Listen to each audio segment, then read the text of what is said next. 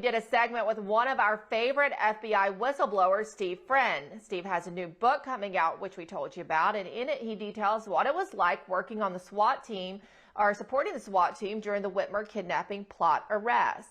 Now, Video with Friend received thousands and thousands of views on social media. It also had many discussing the level of lies the FBI went to entrap the men arrested for the plot. Now, after discussing that, Friend got an email from the FBI. They're asking him to redact the Gretchen Whitmer kidnapping plot details from his book. They're also asking him to remove details related to January 6th in his meetings with FBI executives. Steve Friend joins us again today to discuss what the Bureau is telling him he needs to do now.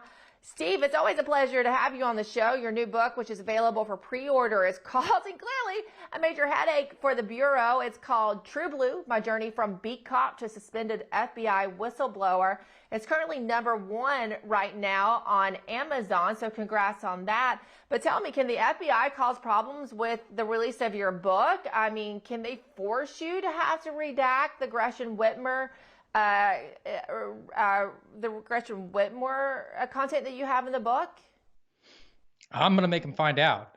There's no way that I'm going to stop this book from being published. I'm not going to pull a cord on it myself. I think that this entire ordeal is just reminds me of Bill Shakespeare. The play is the thing wherein I'll catch the conscience of the king. Now, clearly, the Whitmer details, that case has already been adjudicated. There's no ongoing investigation that could potentially be compromised by my anecdotal experiences on the SWAT takedown. The January 6th information that I brought forward with my whistleblower complaint is a matter of public record at this point. It was released by Senator Johnson and Senator Grassley. And clearly the conversation, the nearly 2-hour conversation that I had with executives is something that the FBI is worried about. They don't want that brought forward. I think that above all, the worst sin you can commit against the FBI is embarrassing the Bureau. What is your publisher and legal team saying about the request by the FBI? I texted my publisher over the weekend. I told him that I'd received the email late Friday night. Clearly, it was Federal Friday. It was the last thing they did out the door. Shot me an email. I read it, looked over the PDF that they sent to me. It's just a giant 30 pages of blacked out that I could figure out was the transcript, which anybody who picks up a copy of my book will have a chance to read the actual words that were spoken in that 2-hour meeting. And I told him that I had no intentions of pulling it, and he said that was probably a good thing since it's actually already being currently run off the printing press right now, so it might be a little late for that.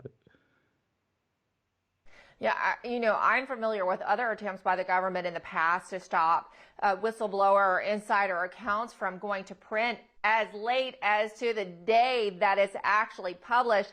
This speaks to how clearly concerned the Bureau is about your firsthand experience and sharing it with people. What does that say to you?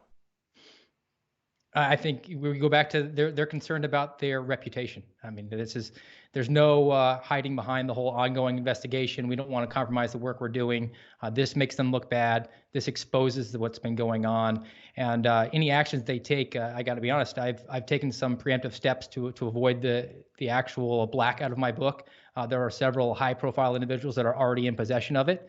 So no matter what happens, there's a sort of a dead man switch on it. So should they try to step in, those individuals will bring it to light.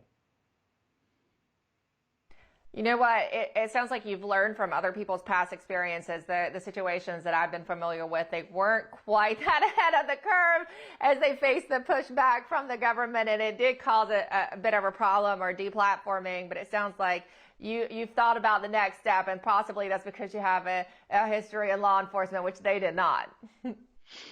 Yep, I think so. And the final thing is just. If anybody, I know it's tough in the economy today with the Let's Go branded economy, but if you do have some extra spending money, consider purchasing a pre-sale of that book.